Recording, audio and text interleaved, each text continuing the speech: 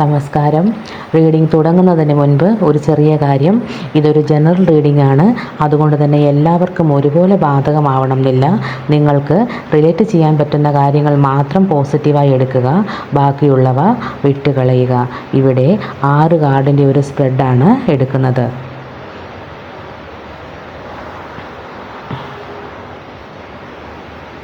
നിങ്ങളുടെ മനസ്സിലുള്ള ആ പ്രിയപ്പെട്ട വ്യക്തിയെ ഓർക്കുക.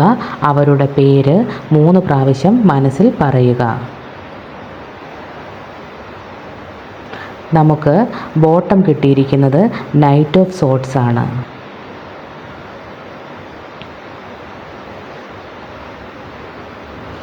Ten of wands,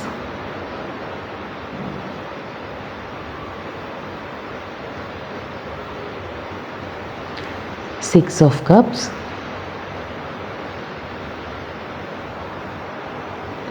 Seven of Cups,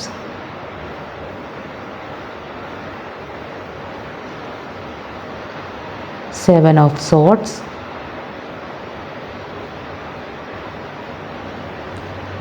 Nine of Cups,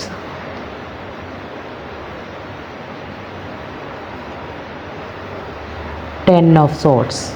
ഇതാണ് നമുക്ക് കിട്ടിയിരിക്കുന്ന സ്പ്രെഡ്. ഇനി വിശദമായ റീഡിങ്ങിലോട്ട് പോകാം. ഈ റീഡിങ്ങിൻ്റെ പശ്ചാത്തലത്തിൽ നൈറ്റ് ഓഫ് സോർഡ്സ് വളരെ പ്രധാനപ്പെട്ടതും ശക്തവുമായ ഒരു സന്ദേശമാണ് നൽകുന്നത്.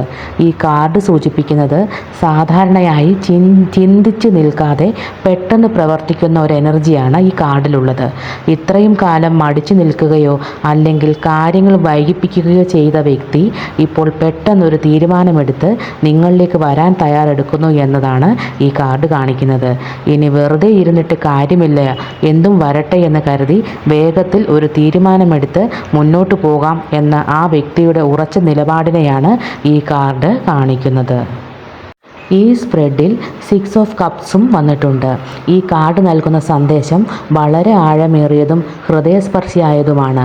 ആ വ്യക്തി നിങ്ങളെക്കുറിച്ചുള്ള നല്ല ഓർമ്മകളിൽ കുടുങ്ങിക്കിടക്കുകയാണെന്നും നിങ്ങളോടൊപ്പമുള്ള സന്തോഷ നിമിഷങ്ങളും നിങ്ങൾ നൽകിയ സ്നേഹവും അവർ വീണ്ടും വീണ്ടും ഓർക്കുന്നു എന്നും ഈ കാർഡ് സൂചിപ്പിക്കുന്നു. ഈ കാർഡ് സൂചിപ്പിക്കുന്നത് സ്വാർത്ഥതയില്ലാത്ത വളരെ പവിത്രമായ ഒരു ബന്ധത്തെയാണ്. നിങ്ങൾ തമ്മിൽ അകൽച്ചയോ മിസ്അണ്ടർസ്റ്റാൻഡിങ്ങോ ഉണ്ടെങ്കിൽ പോലും പഴയ ബന്ധം വീണ്ടെടുക്കാൻ അവർ ആഗ്രഹിക്കുന്നു എന്ന് ഈ കാർഡ് സൂചിപ്പിക്കുന്നു. ഈ സ്പ്രെഡിൽ 10 of wands and 10 of swords ഈ കാർഡുകൾ വന്നിട്ടുണ്ട്. കുടുംബപരമായ പ്രശ്നങ്ങൾ, മറ്റ് ഉത്തരവാദിത്തങ്ങൾ അല്ലെങ്കിൽ നിങ്ങളുടെ ബന്ധത്തെക്കുറിച്ചുള്ള അമിതമായ ചിന്തകൾ എന്നിവ കാരണം അവർക്ക് മുന്നോട്ട് പോകാൻ കഴിയാത്ത അവസ്ഥയായിരുന്നു എന്ന് ഈ കാർഡ് സൂചിപ്പിക്കുന്നു. അവർ കടന്നുപോയ സാഹചര്യങ്ങൾ അവരെ മാനസികമായി ആകെ തകർത്തിരുന്നു. ഇനി എന്ത് ചെയ്യണമെന്നറിയാതെ എല്ലാം അവസാനിച്ചു എന്ന് കരുതിയ ഒരു ഇരുണ്ട സമയത്തിലൂടെയാണ് അവർ കടന്നുപോയത്. അനുഭവിച്ച വേദനകൾ മതിയായി എന്നൊരു തിരിച്ചറിവ് അവർക്ക് ഉണ്ടായിട്ടുണ്ട്.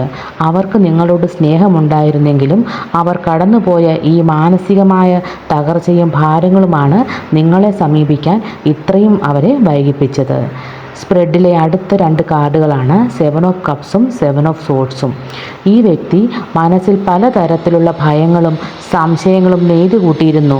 അനാവശ്യമായ ഭാവനകളും ആശയക്കുഴപ്പങ്ങളും കാരണം അവർക്ക് ശരിയായ ഒരു തീരുമാനമെടുക്കാൻ കഴിഞ്ഞില്ല. സ്വന്തം വികാരങ്ങൾ നിങ്ങളോട് തുറന്നു പറയാനുള്ള പേടി കാരണം അവർ കാര്യങ്ങൾ ഒളിച്ചു വെച്ചു.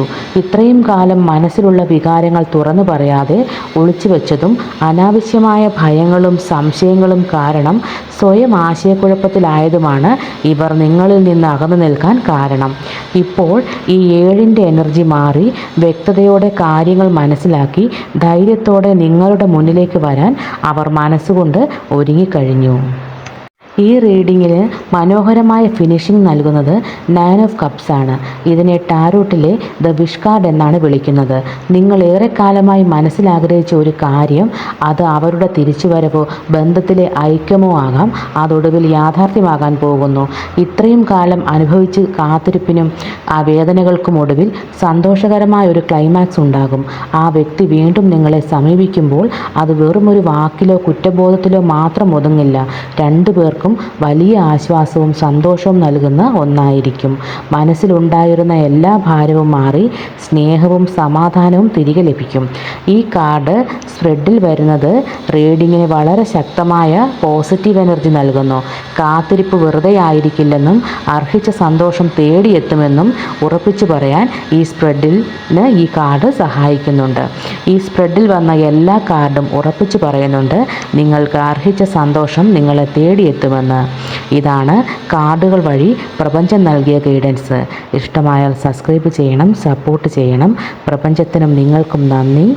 നമസ്കാരം.